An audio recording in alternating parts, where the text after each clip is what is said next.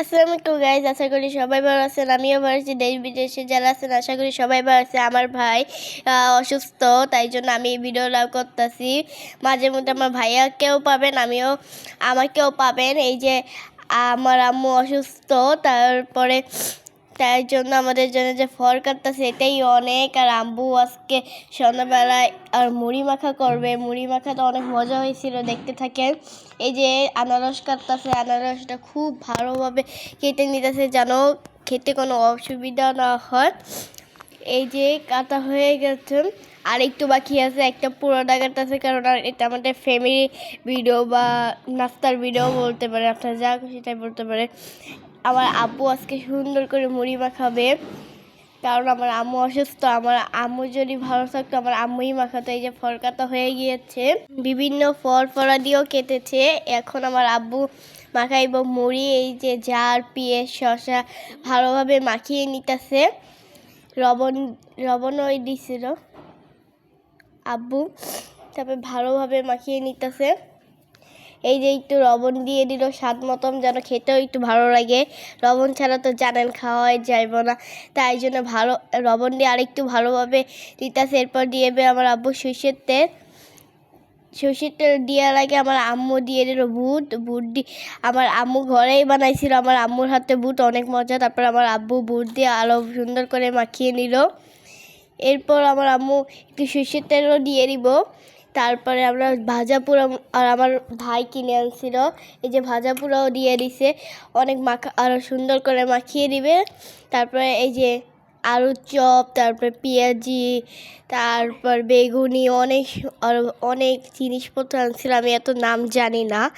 এই যে আব্বু আস্তে আস্তে আস্তে ছিঁড়ে নিতেছে। ছিঁড়ে নেওয়ার পর হয়ে গেলে আমাদের এখানে মুড়ি দিয়ে দেবে, দেখতে থাকেন আপনারা। আস্তে আস্তে এখন আলুর চপ, পেঁয়াজি আস্তে আস্তে করে সব একটু একটু করে ছিঁড়ে নিতেছে। ছিঁড়ে নেওয়ার পর আমরা এখানে মুড়ি দিয়ে দিবে। তারপর আপু সুন্দর করে মাখিয়ে নিবে।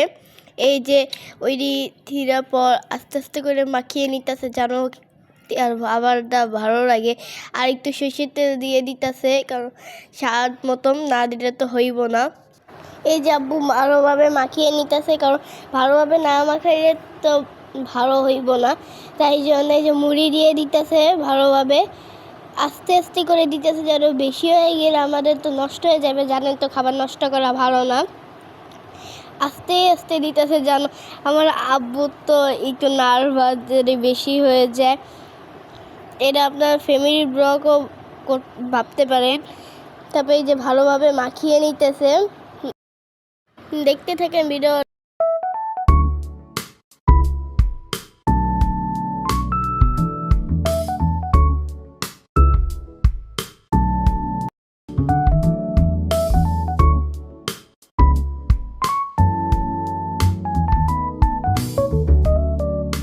দেখেন কালারটা কত সুন্দর হয়েছে, আর খেতেও অনেক মজা হয়েছিল। আমি এখানে পেয়ারা মাখা করবো, তাই জন্য শুকনো মরিচ আর বিট লবণ, সাদা লবণ নিয়েছি, কারণ এইটা মেন মশলাই ওরা এই তিনটা ছাড়া তো কোনো মতে মাখানো যাইবই না, তবে যাবে না। আমি এই যে বুটটা দিই, যে যে ডান্ডাটা থাকে ওইটা আমি ছিঁড়ে নিতেছি, কারণ ওইটা তো থাকলে তো মাখানো হইব না। তারপরে এই যে আস্তে আস্তে করে আমি ছিঁড়ে নিতেছি আস্তে আস্তে করে। তারপরে এই যে সাদা লবণ, বিট লবণটা আমি মাখিয়ে নিব। আমি যে যে উপকরণটা নিয়েছি তার নাম বলে দিই আপনাদের সুবিধা হইব। এখানে আছে শুকনা মরিচ, সাদা লবণ, বিট লবণ। তারপরে শুকনা মরিচ দিয়ে ভালোভাবে মাখিয়ে নিতেছি যেন এটার সাথে ভালোভাবে মেখে যায়। আর আছে আপনার আর সরিষা আছে। এই চারটা উপকরণ দিয়ে আমি মাখিয়েছি।